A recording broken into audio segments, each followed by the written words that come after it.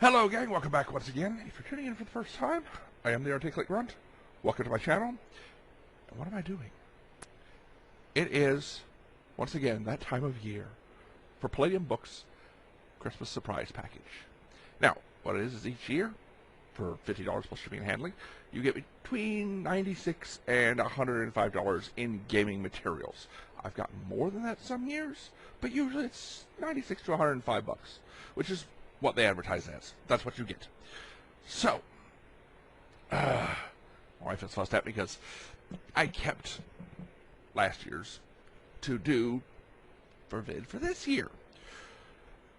What is, for those of you that don't know, what is Palladium Books?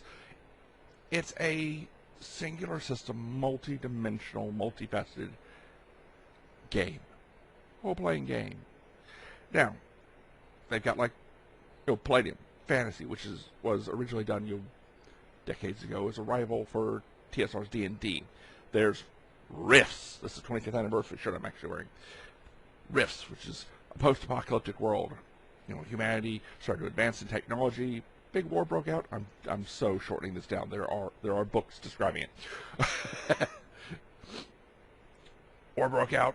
Nuclear weapons were used, mostly in South America.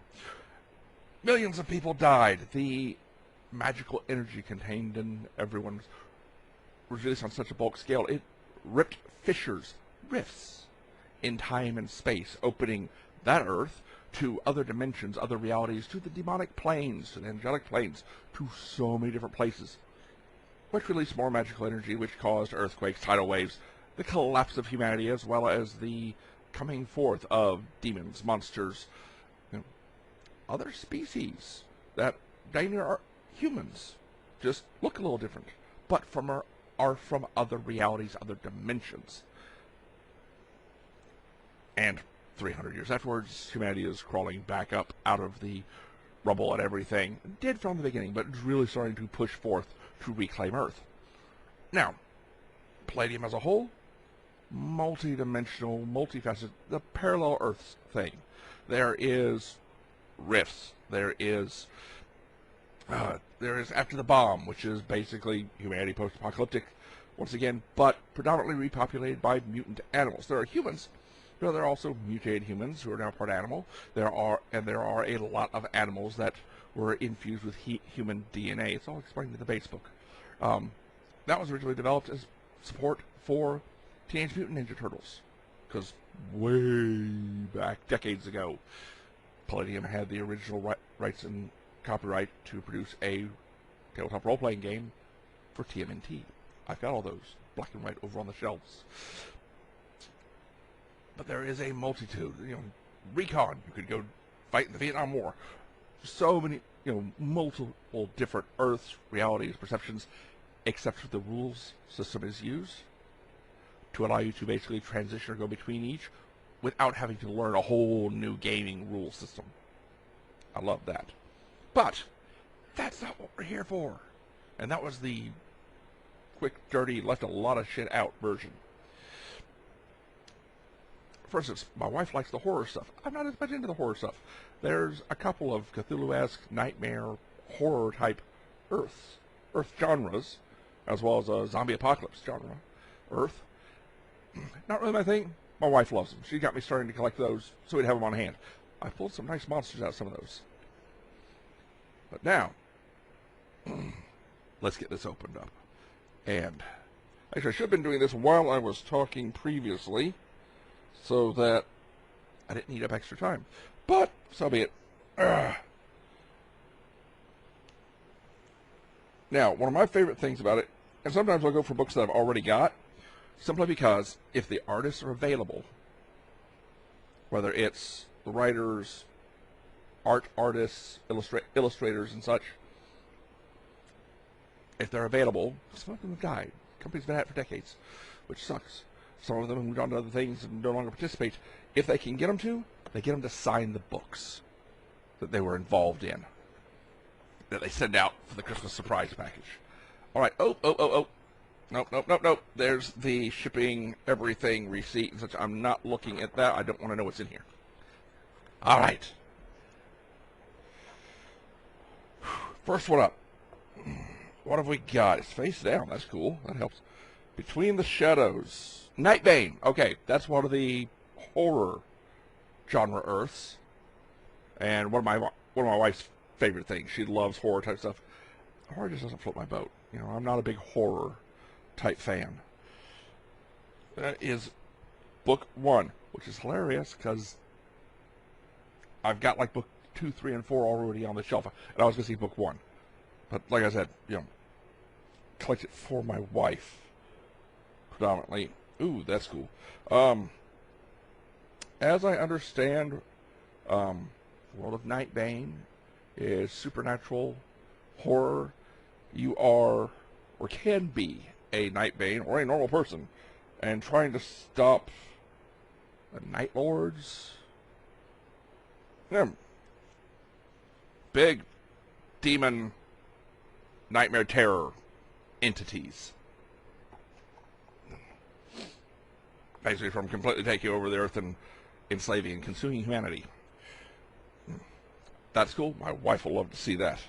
Alright, what have we got next? Purchaser's Covenant. What the heck? Oh!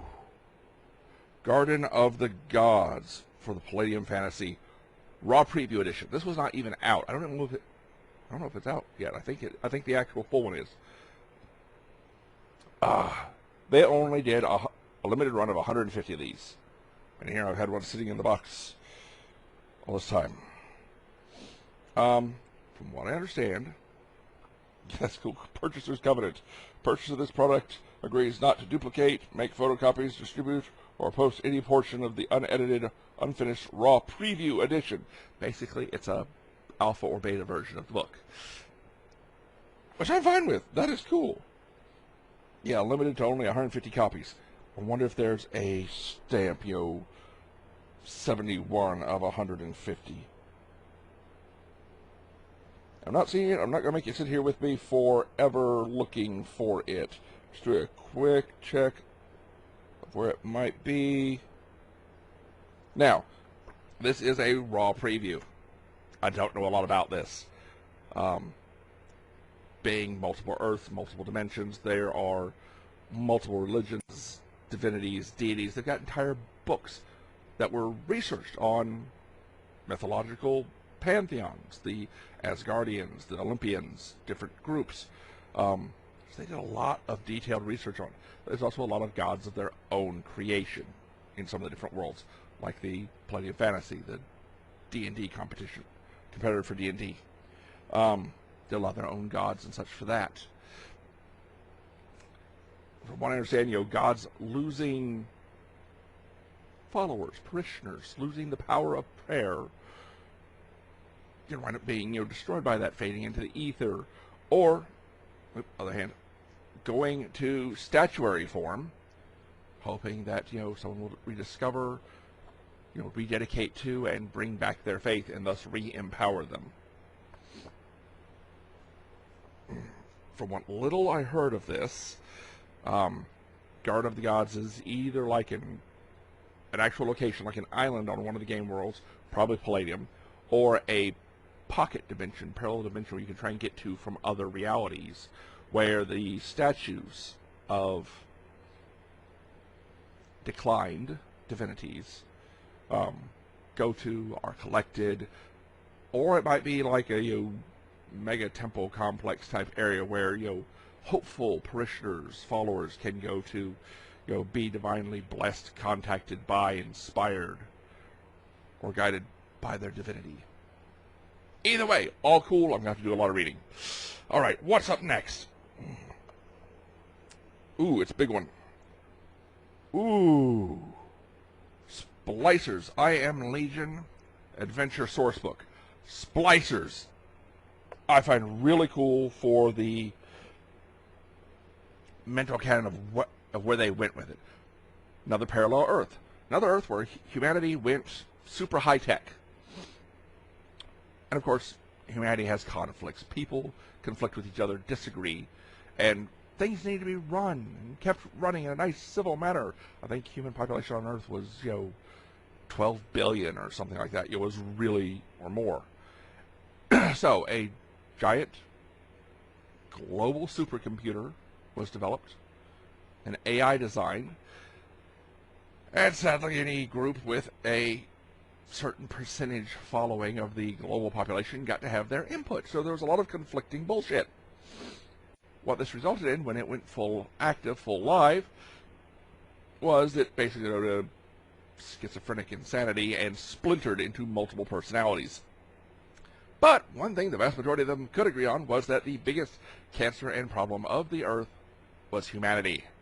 So, yeah, Terminator Judgment Day, nukes, armies of walking robot hunter-killer machines, and worst of all, one of the reasons it became splicers was that a nanovirus was released.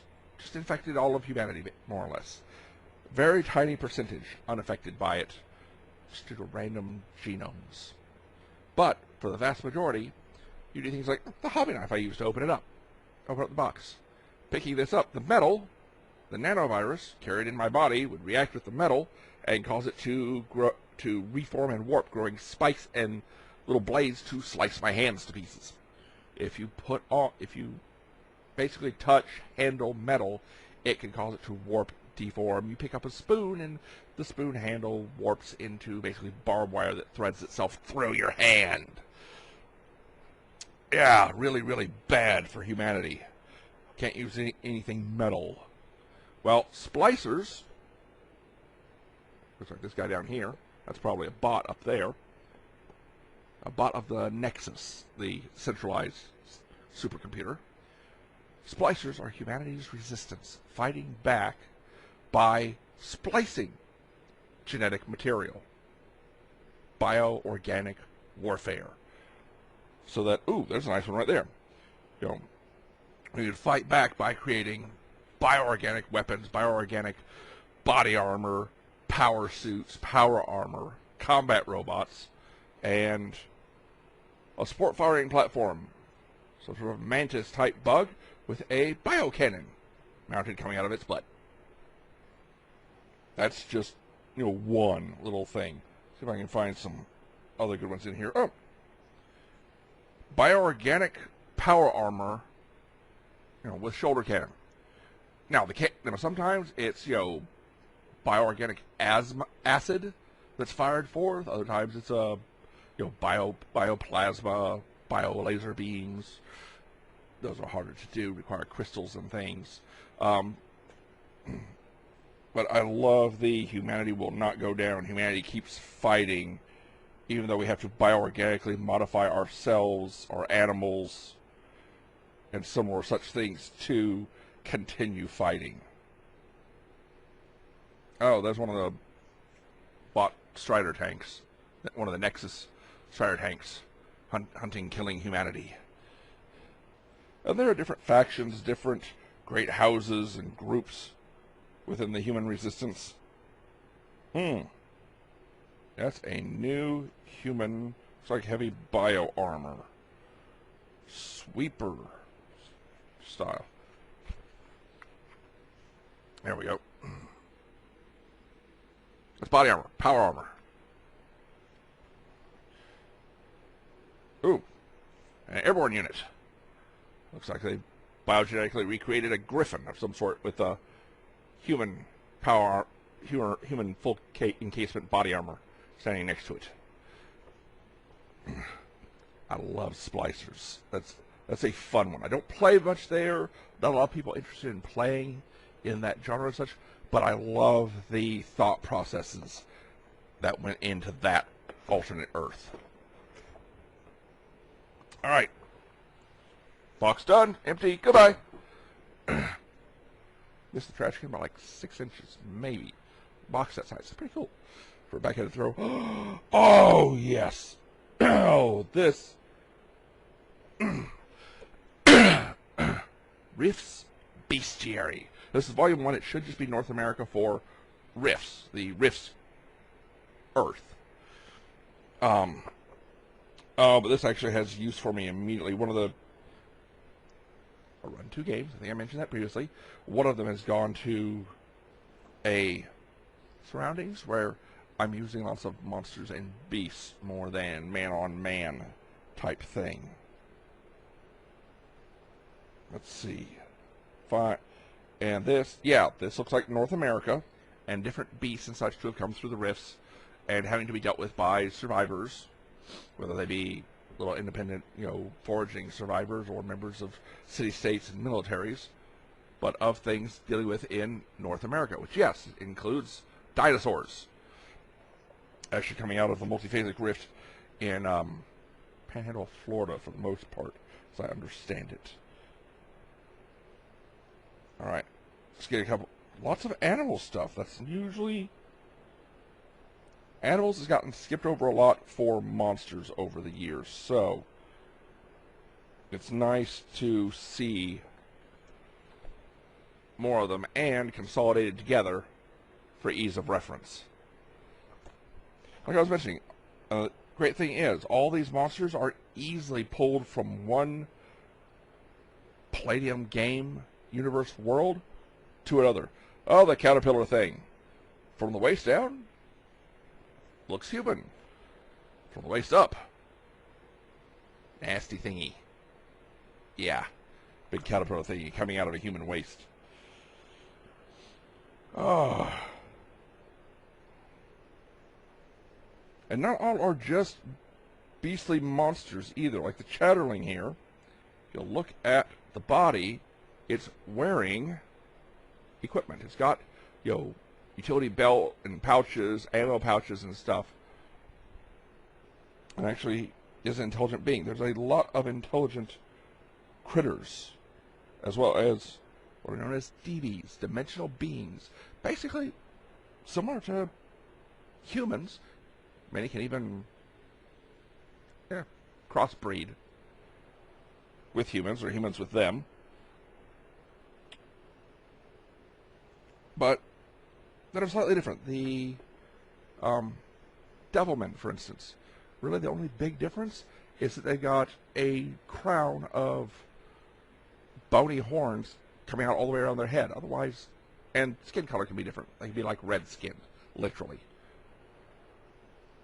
The Wishposh Demon Beaver. It's a human skull and corpse there under it. It's huge. All sorts of fun stuff. This is... I almost said I had this sitting in the box all this time because this is immediately useful in my current campaign. That's cool. Well, I've gone through them. It's about 98 to 100 bucks value in all the books for $50 plus shipping and handling. That's a good one. I'm going to be getting another one. My wife's actually talking about doing 2 a year. Me, so I can fill in gaps in the library and get new stuff, to put in the library. And she wants more merch, things like T-shirts, maybe coffee mugs and such, because they're coming out with more and more merchandise these days. Palladium books, that is. So, I have a link down in the description if you want to go take a look, see what all they've got. If you've never heard of it before, hopefully this will at least inspire you to take a look. If nothing else, hope you're a little inspired, but better informed. Thank you for joining me. Feel free to ask any questions in the comment section down below. Leave me any thoughts, comments, suggestions, questions down there. Ding that like or dislike. Subscribe if you haven't already. If you have, you want to make sure YouTube lets you know when I put out new content. Ding that notification bell. More important than any of it, though, if there is something or someone important to you that matters to you in your life, then whether it's up and out face-to-face or from behind your keyboard or just picking up the phone to check on an old friend, be someone that matters. Get involved. Make a difference. But take care. Stay safe. Live the life of a PC, not some NPC in the background. I am the Articulate Grunt. Take care of yourself. Stay safe. And I'll catch you later, because for now, I'm out from here. Bye.